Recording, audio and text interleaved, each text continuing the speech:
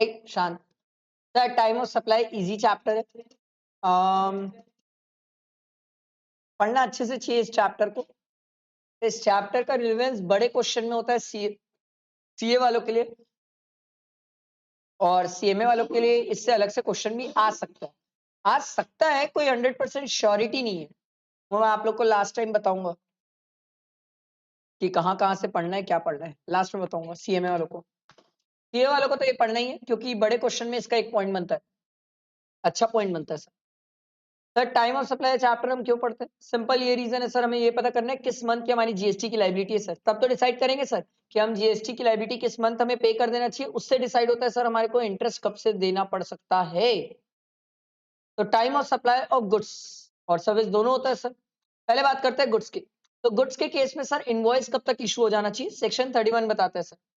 Section 31 बोलता है sir अगर गुड्स रिमूवेबल है, अगर आप गुड्स को मूव कर सकते हो सर, तो ऑन और before the time of removal of goods, ठीक, जहां पर गुड्स का मूवमेंट इन्वॉल्व है।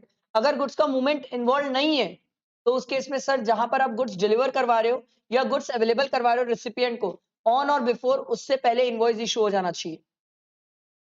आ रही बात समझ? फिर हमने बोला था सर अगर कंटिन्यूअस सप्लाई है गुड्स का, तो उस केस में सर हम देखेंगे सक्सेसिव स्टेटमेंट या सक्सेसिव पेमेंट, दोनों में विचएवर इज अर्लियर तक आपका इनवॉइस इशू हो जाना चाहिए, ठीक। अगर अप्रूवल का केस है, इसके ऊपर केस सिनेरियो है sir, good Saint on approval के सर, अगर अप्रूवल का केस है तो सर हमारे पास ऑन और before at the time of supply या 6 मंथ्स बिफोर द रिमूवल, उस जो केस सिनेरियो है उसमें इस पॉइंट पे खेल दिया था सर। मैंने सामने वाले को अप्रूवल में गुड्स दिया, उसमें 45 डेज के अंदर अप्रूव कर दिया कि मेरे को ये माल चाहिए भाई, I am happy with it. और 6 months from the date of removal की भी आपको डेट दी हुई थी सर, जानबूझ के दी हुई थी, दोनों डेट दी हुई थी सर। फिर आपसे देखना चाह रहा था सर कि आपको ये पता है कि नहीं कि कब तक इनवॉइस इशू हो जाना चाहिए सर। तो सर दोनों में विचएवर इज अर्लियर तक हमारा इनवॉइस इशू हो जाना चाहिए, ठीक है। अगर आप इस टाइम पीरियड तक इनवॉइस इशू करते हो तो आप अच्छे इंसान हो, सही जा रहे हो सर आप। सरकार बोलती है सर क्योंकि अगर आपने सही टाइम पे इनवॉइस इशू कर दिया तो सेक्शन 12 पिक्चर में आता है, और सेक्शन 12 ये बोलता है कि सर फॉरवर्ड रिवर्स और अलग अलग केसेस है सर। फॉरवर्ड चार्ज रहा तो सिंपल है, क्रिस्टल क्लियर, जिस दिन इनवॉइस इशू हो जाना चाहिए था एज पर सेक्शन 31, जिस दिन इनवॉइस इशू हुआ सर, जब आपने इनवॉइस बनाया होगा, और सर डेट ऑफ पेमेंट दोनों में तीनों में whichever is earlier. Sir time of supply of goods के केस में, फॉरवर्ड चार्ज के केस में पेमेंट की डेट इररिलेवेंट होती है, हमें पेमेंट से कोई मतलब नहीं है। पेमेंट अगर एडवांस में भी होगा तो उससे हमें कोई मतलब नहीं है। ये एडवांस पेमेंट के ऊपर बहुत सारे केस सिनेरियोज है। पेमेंट अगर एडवांस में भी होगा तो कोई मतलब नहीं है फॉरवर्ड चार्ज में, गुड्स के केस में, ध्यान रखिएगा सर, ठीक है। सर अगर स्मॉल एडवांसेस है 1000 तक, तो सर भले ही आपको पेमेंट एडवांस में मिल गया हो, उस केस में आप टाइम ऑफ सप्लाई सर जिस दिन आपने इनवॉइस इशू किया होगा तब ले सकते हो सर, सिंपल है। ये एग्जाम्पशन मैंने आपको बताया सर। सर रिवर्स चार्ज का case very simple sir. Reverse charge वो होता है सर जहां पर रिसिपिएंट पे करता है। तो गुड्स के केस में सबसे पहला गुड्स रिसीव हो जाना चाहिए, दूसरा पेमेंट की डेट, तीसरा 30 डेज की 60 days, 30 days, 30 days from the date of invoice, 30 days from the date of invoice, ठीक है। इसी को लेके आईटीसी में बहुत लड़ाई थी, याद करो, अगर किसी को याद हो तो आईटीसी में बहुत लड़ाई लड़े हम इसमें, ठीक है, कि 30 days from the date of invoice कौन इनवॉइस इशू करेगा? मैं बोला रिवर्स चार्ज है। सरकार बोली वो तो सप्लायर भी कर सकता है रजिस्टर्ड होगा तो। मैं बोला अगर अनरजिस्टर्ड हुआ तो रिसिपिएंट करेगा इनवॉइस। तो ये 30 days from the date of invoice, इसकी लड़ाई हो जाती है सर। अगर रिसिपिएंट रजिस्टर्ड है और वो इनवॉइस इशू करता है सर, तो टाइम पीरियड चेंज हो जाता है। एग्जाम में जानबूझ के ध्यान देना सर, लिख के ले लो मुझसे आईटीसी और इसको कनेक्ट करके क्वेश्चन पूछेगा। मैंने आईटीसी जब आपको रिवाइज कराया तो अमेंडमेंट में ये बात सिखाई थी sir, very very important, dam important. मैं आपको इफ और बट का ऑप्शन भी नहीं दे रहा हूँ, बहुत अति इंपॉर्टेंट है, एग्जाम में आने के बेहद चांसेस है, बेहद चांसेस, आपको ध्यान होना चाहिए सर। मई वाले थोड़ा कम भी ध्यान रखो तो चल जाएगा, सितंबर वाले तो घोट के पीछे इस बात को, क्योंकि सितंबर वालों के लिए अमेंडमेंट एप्लीकेबल है, मई वालों के लिए अमेंडमेंट एज सच क्लैरिफाइड नहीं है कि एप्लीकेबल है कि नहीं। मैंने पढ़ाया दोनों को है, मई और सितंबर, क्योंकि अभी तक स्टैट्यूटरी अपडेट में इंस्टीट्यूट ने क्लियर नहीं किया, बट मैंने बताया इसलिए दिया है कि ऑन अ सेफ साइड आपको दोनों को पता होना चाहिए, मई और सितंबर को, इसलिए मैंने रेगुलर क्लासेस में दोनों को सिखाया। तो सर इन्होंने बोला 30 days from the date of invoice और पेमेंट। पेमेंट सर यहाँ पर रिसिपिएंट है तो सर सप्लायर होता है तो क्रेडिट बोलते हैं, रिसिपिएंट होगा तो debit. Debit in the books of accounts और जिस दिन बैंक में रिसीव हुआ, दोनों में विचएवर इज अर्लियर। तीनों डेट में हम विचएवर इज अर्लियर वाली डेट लेते हैं, वो हमारा टाइम ऑफ सप्लाई हो जाता है रिवर्स चार्ज के केस में। ध्यान रखिएगा सर, ठीक है। अगर टाइम ऑफ सप्लाई ऊपर के बेसिस में डिसाइड ना हो पाए तो date of entry in the books of accounts of the recipient, जिस दिन बुक्स में एंट्री होगी सर। फिर हम पढ़े थे वाउचर। वाउचर में सिंपल सी बात है सर, क्या वाउचर आइडेंटिफिएबल है तो date of issue of voucher. अगर वाउचर आइडेंटिफिएबल नहीं है तो date of redemption of voucher. याद है अपन इसके क्वेश्चंस भी किए थे, वाउचर कब आइडेंटिफिएबल होता है कब नहीं होता है, ध्यान रखना। Residual cases sir, forward reverse voucher कुछ नहीं है, रेसिडुअल है। तो सरकार बोलती है क्या सामने वाला रिटर्न फाइल करता है, मैं बोला हाँ। तो सरकार बोली जिस दिन वो रिटर्न फाइल करता है, मैं बोला अगर वो रिटर्न फाइल नहीं करता तो सरकार बोली जिस दिन वो टैक्स पे करता है उस दिन उसका टाइम ऑफ सप्लाई होगा। फिर आती है सर्विसेज पे लड़ाई। सर्विसेज पे बात ये होती है सर कि रूल 47 के हिसाब से हम देखते हैं सर इनवॉइस इनको कब तक इशू कर देना चाहिए। इनको सिंपल बोला गया, भैया जिस दिन आपने सर्विसेज प्रोवाइड की है उसके 30 डेज के अंदर आपको इनवॉइस इशू कर देना चाहिए। अगर आप इंश्योरर और बैंकर हो, वेरी वेरी इंपॉर्टेंट, इससे केस सिनेरियो है सर। अगर आप इंश्योरर और बैंकर हो तो आपके लिए 45 डेज की लिमिट है इनवॉइस इशू करने के लिए, ठीक है। और सर अगर इंटर बैंक ट्रांजेक्शन है इंश्योरर्स के बीच में, बैंक्स टेलीकॉम्स वगैरह के केस में, तो उस केस में डेट ऑफ इनवॉइस क्या होगा, जिस दिन हम लोग बुक में एंट्री करते हैं या क्वार्टरलीज होते हैं सर, ठीक है। सर ये टाइम पीरियड है आपका इनवॉइस इशू करने का। अगर आपने 30 या 45 डेज के अंदर इनवॉइस इशू कर लिया तो आप अच्छे इंसान हो। सरकार बोलती है डेट ऑफ इनवॉइस और पेमेंट दोनों में व्हिचएवर इज अर्लियर। पर अगर आपने 30 या 45 डेज के अंदर इनवॉइस इशू नहीं किया तो सरकार बोलती है आप चोर चमारो। उस केस में date of provision of service और डेट ऑफ पेमेंट दोनों में व्हिचएवर इज अर्लियर। इंपॉर्टेंट, ध्यान रखेंगे सर, ठीक है। इसमें ये ध्यान रखेंगे sir, continuous supply of services. मैंने आपको बताया था कोई भी पर्सन अगर 3 मंथ से ज्यादा सर्विसेज प्रोवाइड कर रहा है तो उसे कंटिन्यूअस सप्लाई ऑफ सर्विसेज बोलते हैं। मैंने आपको इसमें एयरटेल की सर्विसेज याद है, एग्जांपल दी थी, कंटिन्यूअस सप्लाई ऑफ सर्विसेज। सरकार बोलती है अगर कंटिन्यूअस सप्लाई ऑफ सर्विसेज है तो सबसे पहले क्वेश्चन में ये चेक करो कि सर क्या पेमेंट की डेट फिक्स है। मैं बोला हाँ फिक्स है। तो सरकार बोली जिस दिन पेमेंट की डेट फिक्स है उस दिन तक इनवॉइस इशू हो जाना चाहिए। मैं बोले अगर पेमेंट की डेट फिक्स नहीं है तो सरकार बोलती है उस केस में जिस दिन रिसीव हो रहा है पेमेंट सप्लायर को, अगर पेमेंट की डेट फिक्स नहीं है तो। और अगर सर आपका कोई ऐसा कंटिन्यूअस सप्लाई ऑफ सर्विसेज जो एक इवेंट से लिंक्ड है तो सरकार बोली जिस दिन वो इवेंट होता है तब तक आपका इनवॉइस इशू हो जाना चाहिए। अगर तब तक आपने इनवॉइस इशू कर दिया, वेरी नाइस। फिर वही कहानी, इनवॉइस और पेमेंट दोनों में व्हिचएवर इज अर्लियर। समझ आ रही है बात, बैठा दिमाग में, क्लियर हुआ। फिर सर इसमें कहानी है फॉरवर्ड रिवर्स, मैंने आपको बताया सर फॉरवर्ड रिवर्स ये कंटिन्यूअस सप्लाई और सर्विसेज जो हम पढ़ते हैं इसमें ये टाइम पीरियड है, इस तक इनवॉइस इशू होना चाहिए आपका। आ रही बात समझ, उसके बाद आप ये खेलना चालू करते हो क्या invoice with in time limit है कि invoice with in time limit नहीं है। सर प्लीज ध्यान देना, ये दोनों कनेक्टेड है। आप भूल जाते हो, जनरली 90% ऑफ द स्टूडेंट भूल जाते हैं कि भैया अगर मैं कंटिन्यूअस सप्लाई भी कर रहा हूं तो मुझे तो टाइम पीरियड के अंदर इनवॉइस इशू करना है। मेरे लिए 30 और 45 डेज एप्लीकेबल नहीं है, बट जो मेरे लिए टाइम एप्लीकेबल है उस टाइम पीरियड में तो इनवॉइस इशू करूंगा। अगर मैं उस टाइम पीरियड में इनवॉइस इशू नहीं किया तो सरकार बोलती है वेरी सिंपल सर, फिर हम provision of service of payment whichever is earlier ले लेंगे सर। सारी बात समझ, ये आप भूल जाओगे कि सर ये जो ये वाला केस है ये इसके लिए भी चेक किया जाता है। नॉर्मली तो आप चेक करोगे, इसके लिए भूल जाओगे सर, ठीक है। डेट ऑफ पेमेंट वही वाली बात है sir, date of entry in the books of account या फिर क्रेडिट हो रहा है, दोनों में whichever is earlier. Small advances की कहानी सेम है सर, ठीक है। टीडीआर एफएसआई आपको पढ़ने की जरूरत नहीं पड़ती है। रिवर्स चार्ज, रिवर्स चार्ज में सिंपल है सर, गुड्स और सर्विसेज में रिवर्स चार्ज में एक ही डिफरेंस है, गुड्स रिसीव होता है सर्विसेज रिसीव नहीं होती है सर। सर्विसेज कैसे रिसीव होगी सर, सर्विसेज के केस में पेमेंट वहां 30 डेज था, यहाँ 60 days from the date of invoice, 61st day मेरा टाइम ऑफ सप्लाई हो जाएगा सर रिवर्स चार्ज के केस में। और पेमेंट है तो पेमेंट सर डेबिट होता है, debit in the books of accounts या फिर सर क्या बोलते हैं बैंक अकाउंट में, sorry debit in the bank account या फिर बुक्स एंट्री कब हो रही है, दोनों में व्हिचएवर इज अर्लियर, ठीक है। सर इन अदर केस होगा sir date of entry in the books of account of the recipient of supply, ये तो बहुत सेम है। एसोसिएटेड, इसके ऊपर भी क्वेश्चन है सर, इसमें इस वर्ड पे खेलता है सर। एसोसिएटेड के केस में sir date of entry in the books of accounts of the recipient देखा जाता है, रिसिपिएंट देखा जाता है। सर हम एग्जाम में एसोसिएटेड कैसे पहचानेंगे, सर होल्डिंग सब्सिडी होगी, 26% से ज्यादा होल्डिंग रख रहा होगा एक कंपनी दूसरे में, उससे पहचान होगी वो एसोसिएटेड है, ठीक है। तो अगर एसोसिएट है तो date of entry in the books of account of the recipient और डेट ऑफ पेमेंट दोनों में व्हिचएवर इज अर्लियर। समझ आई बात। उसके बाद कुछ क्लैरिफिकेशंस थे, याद है ये?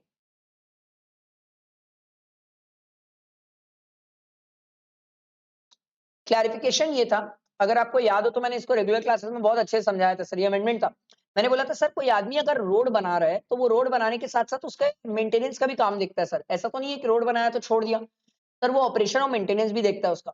तो सर गवर्नमेंट ने ही बोला था कोई आदमी अगर रोड बना रहा है और उसका ऑपरेशन और मेंटेनेंस भी कर रहा है सर, तो प्रैक्टिकली ये 3 मंथ से ज्यादा चलता है, तो ये तो कंटिन्यूअस सप्लाई हो गया। सरकार बोली अगर ये कंटिन्यूअस सप्लाई है तो आप दोनों को अलग अलग ट्रीट मत करो कि रोड बनाने का कॉन्ट्रैक्ट अलग होता है, ऑपरेशन मेंटेनेंस का अलग होता है, दोनों को अलग अलग ट्रीट मत करो, दोनों को एक ही ट्रीट करो और दोनों को एक ट्रीट करके आप इसे कंटिन्यूअस सप्लाई ऑफ सर्विस मानो। और अगर कंटिन्यूअस सप्लाई ऑफ सर्विसेज है तो चेक करो क्या पेमेंट की डेट एसेंटेनेबल है, नहीं है, इवेंट लिंक्ड है, जो भी होगा उसके बेसिस में आप डिसाइड करो कि कब तक इनवॉइस इशू होना चाहिए। ये मैंने आपको बहुत अच्छे से रेगुलर क्लासेस में डिटेल में पूरा पढ़ के समझाया था। अभी मैंने आपसे एकदम शॉर्ट क्रिस्प एकदम टू द पॉइंट बात करी सर, और मेरे हिसाब से तो एग्जाम में टू द पॉइंट ही अभी याद रखना है लास्ट में, क्योंकि पूरा सर्कुलर लिखने का तो आता नहीं है सर। तो अगर मुझसे कोई पूछेगा तो लास्ट में ये वाला पॉइंट और ये वाला पॉइंट याद रख लेना सर। ठीक है, ये इंटरेस्ट भी इंक्लूडेबल होगा सर, अगर कोई इंटरेस्ट चार्ज किया जाएगा तो वो इंटरेस्ट भी इंक्लूडेबल होगा।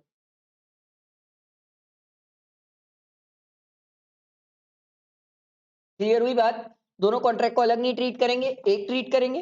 एक ट्रीट करने के बाद हम ये देखेंगे सर कि क्या बोलते हैं सर, मतलब कंटिन्यूअस सप्लाई है, कंटिन्यूअस सप्लाई में फिर हमें देखना पड़ेगा क्या पेमेंट की डेट एसेंटेबल है कि नहीं। अगर नहीं है तो ये चेक करो सर कि क्या बोलते हैं इवेंट लिंक तो नहीं है सर। अगर इवेंट लिंक है तो उसके बेसिस में डिसाइड करेंगे अपन कि कब तक इनवॉइस इशू हो जाना चाहिए था। समझ आई बात? बाकी पूरा प्रोविजन सेम होता है। ये एक और सर्कुलर पढ़े थे अगर आपको याद हो तो। क्लैरिफिकेशन था सर, ठीक है। याद करो मैं इसमें आपको 2G 3G 4G 5G spectrum की कहानी समझाया था सर। स्पेक्ट्रम होता है सर, अब जो स्पेक्ट्रम इशू करती है गवर्नमेंट, पता है ना, हम गवर्नमेंट से स्पेक्ट्रम की बातें करते हैं सर, हमें स्पेक्ट्रम चाहिए। स्पेक्ट्रम की जो बातें होती है गवर्नमेंट से, अब ये स्पेक्ट्रम का जो यूजेज होता है नंबर ऑफ ईयर्स पे होता है। देखो अगर आपने स्पेक्ट्रम का यू मतलब आपने गवर्नमेंट से स्पेक्ट्रम लिया और पूरा ही पैसा एडवांस में दे दिया, तब तो लड़ाई ही नहीं है। तब काय की लड़ाई, तब तो फिर सर सर्विस का केस है, एडवांस में पेमेंट या इनवॉइस दोनों में विचएवर इज अर्लियर, लड़ाई उस पे नहीं होती। लड़ाई कब हो रही थी? लड़ाई इस बात पे आके अटकी थी कि सर गवर्नमेंट ने किसी को स्पेक्ट्रम दिया, स्पेक्ट्रम देने के लिए सर गवर्नमेंट ने उसे ना इंस्टॉलमेंट मेंशन करिए नोटिस इनवाइटिंग एप्लीकेशन में और एफएल में सर, फ्रीक्वेंसी असाइनमेंट लेटर। तो कुछ लोगों ने ये माना था कि ये जो NIA है, नोटिस इनवाइटिंग एप्लीकेशन और फ्रीक्वेंसी असाइनमेंट लेटर है, इसमें जो डेट्स दी हुई है इंस्टॉलमेंट की, यही इंस्टॉलमेंट की डेट क्या हो जाएगी सर, इवेंट वाली हो जाएगी और यही डे में मान लिया जाएगा कि इनवॉइस इशू होना चाहिए। ये कुछ लोगों के डाउट्स थे टेलीकॉम को लेके, हम इसको रेगुलर क्लास में पढ़े थे, याद है सर? मान लो मैं टेलीकॉम गवर्नमेंट से सर्विसेज ले रहा हूं, तो गवर्नमेंट मुझे सर ये टेलीकॉम जो राइट्स असाइन करती है वो नोटिस इनवाइटिंग एप्लीकेशन से और फ्रीक्वेंसी असाइनमेंट लेटर से बताती है सर कि आपको कब कब हमें इंस्टॉलमेंट्स पे करनी है, क्या करनी है सर।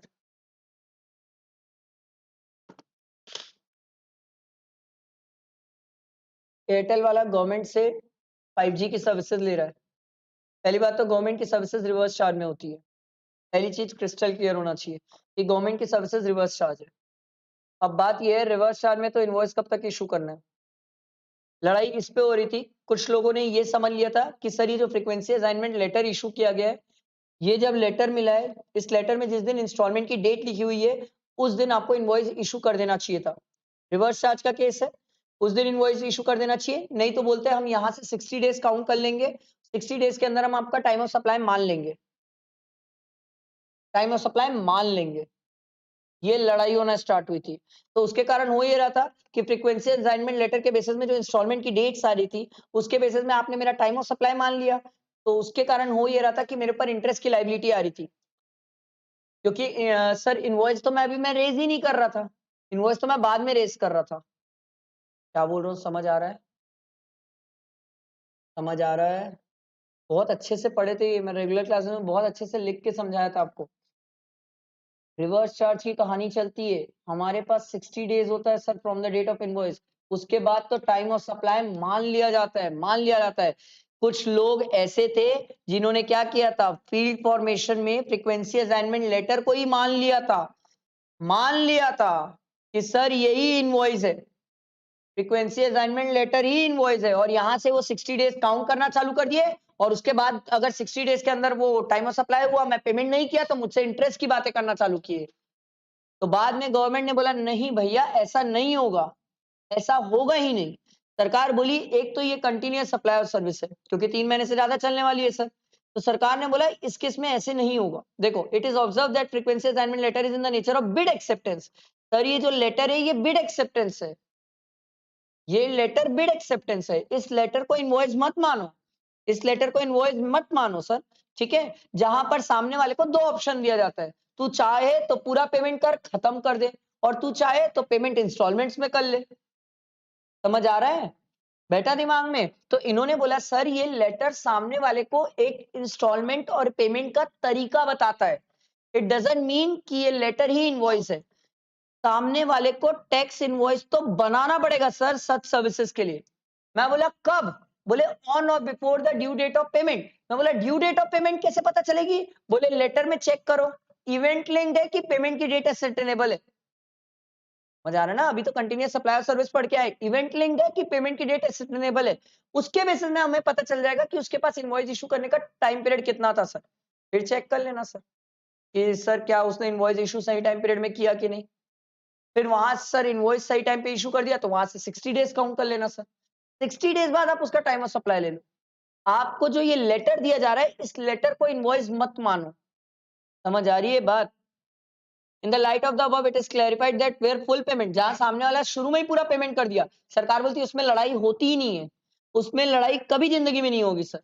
बट सर अगर जहां पर सामने वाला पूरा पेमेंट एक बार में नहीं करता तो वो कंटिन्यूअस सप्लाई ऑफ सर्विस है, और कंटिन्यूअस सप्लाई ऑफ सर्विसेज है तो कंटिन्यूअस सप्लाई ऑफ सर्विसेज के बेसिस में उसका सर टाइम पीरियड डिसाइड होगा इनवॉइस इशू करने का, और जो टाइम पीरियड इनवॉइस इशू करने का निकलेगा वहां से आप 60 डेज काउंट करना, और उसके बाद उसका टाइम ऑफ सप्लाई डिसाइड करना, और फिर उससे इंटरेस्ट की बात करना। In short frequency assignment letter को आप इनवॉइस नहीं मानेंगे। बात खत्म, बात खत्म। क्लियर हुआ? ये टेलीकॉम लिखा है, एग्जाम में कुछ भी आ सकता है, क्योंकि इन्होंने नाम में नीचे नेचुरल रिसोर्सेज भी डाला है सर। कुछ भी आ सकता है सर, कुछ भी आ सकता है। वहां टेलीकॉम है, यहाँ कुछ भी आ सकता है, नेचुरल रिसोर्सेज भी आ सकता है sir.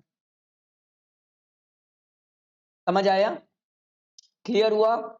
In short crux exam में हमें यह याद रखना है, फ्रीक्वेंसी असाइनमेंट लेटर सर कोई इनवॉइस नहीं है, ठीक है, वो कोई इनवॉइस नहीं हुआ। ये कंटिन्यूअस सप्लाई सर्विस है। मैं कंटिन्यूअस का लॉ अप्लाई करूंगा, लॉ अप्लाई करके देखूंगा सर कब तक इनवॉइस इशू हो जाना चाहिए था।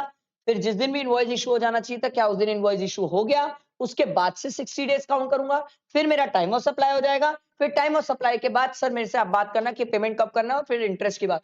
एग्जाम में इससे प्रैक्टिकल क्वेश्चन आ सकता है। आपको लग रहा है मजाक, आ सकता है सर इससे प्रैक्टिकल क्वेश्चन, डेफिनेटली वो बना सकते हैं एक सिनेरियो। कौन सी बड़ी बात है सिनेरियो बनाना? वो आपको फ्रीक्वेंसी असाइनमेंट लेटर की एक डेट दे देंगे, फिर आपको बोलेंगे सर इसमें इस डेट ये पेमेंट की डेट एसेटेनेबल है, यहाँ तक इनवॉइस इशू हो जाना चाहिए था कंटिन्यूअस सप्लाई में। फिर वो आपसे चेक करेंगे सर इसका टाइम ऑफ सप्लाई आप कब मानते हो। फिर वो ये चेक करेंगे कि अगर आप इसका टाइम ऑफ सप्लाई इस मंथ में मानते हो तो क्या इंटरेस्ट की लायबिलिटी आएगी कि नहीं आएगी। अच्छा क्लैरिफिकेशन है, बहुत प्यारा क्लैरिफिकेशन है, मेरे हिसाब से तो इंपॉर्टेंट है। क्लियर हुई कहानी? अरे क्लियर हुआ कहानी सबको?